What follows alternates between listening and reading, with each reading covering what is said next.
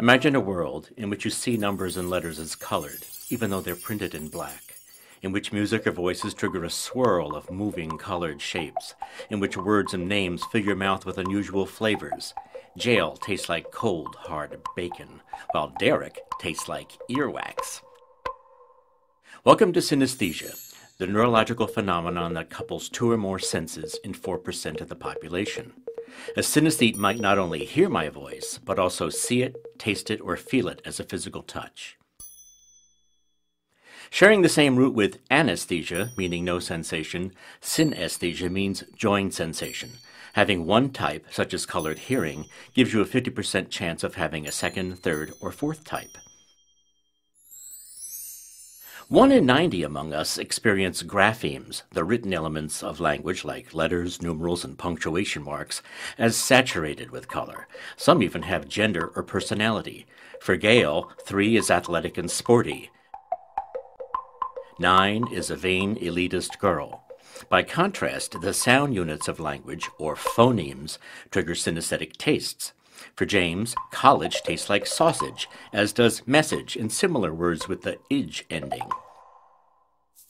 Synesthesia is a trait, like having blue eyes, rather than a disorder, because there's nothing wrong.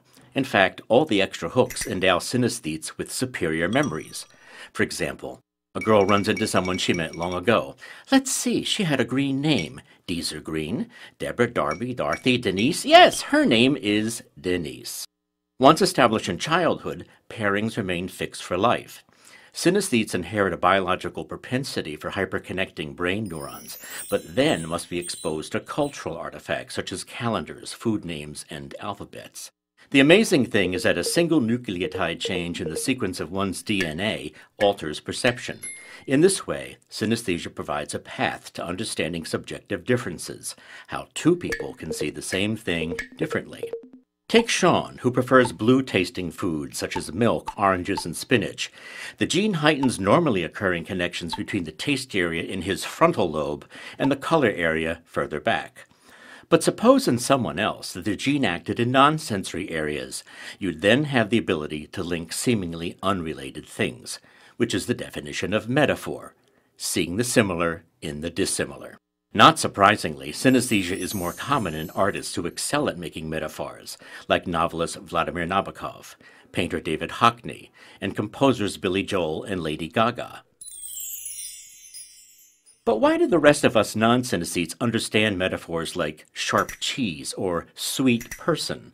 It so happens that sight, sound, and movement already map to one another so closely that even bad ventriloquists convince us that the dummy is talking. Movies likewise convince us that the sound is coming from the actors' mouths rather than surrounding speakers. So, inwardly, we're all synesthetes, outwardly unaware of the perceptual couplings happening all the time. Crosstalk in the brain is the rule, not the exception. And that sounds like a sweet deal to me.